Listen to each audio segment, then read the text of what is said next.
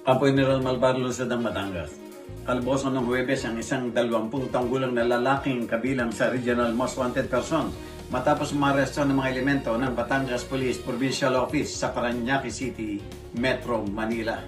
Kinilalang suspect na si alias Daniel, isang construction worker ng Karamuan, Camarines Sur at kasalukuyang residente ng Barangay Palyucan West sa lungsod ng Batangas. Naaresto ang suspect sa bisa ng warrant of arrest para sa kasong statutory rape sa ilalim ng Artikulo 266B ng Revised Penal Code na inalabas ng Presiding Judge ng Regional Trial Court Branch 1, Family Court ng Batangas City noong ika-28 ng Hulyo nang walang inirekomendang piyansa. Kasama ang warrant section ng Batangas Component City Police Station at sa pamumuno ni Acting Provincial Director Police Colonel Oliver Ebora, naaresto ang akusado bandang alas 5:55 ng hapon sa Barangay San Antonio.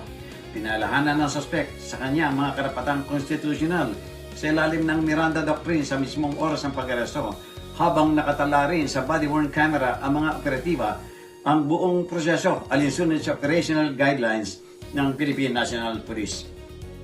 Kasalukuyang nakapiit sa pasilidad ng Batangas City Police Station na suspect para sa kukulang dokumentasyon bago iharap sa korteng naglabas ng utos ng pag-aresto.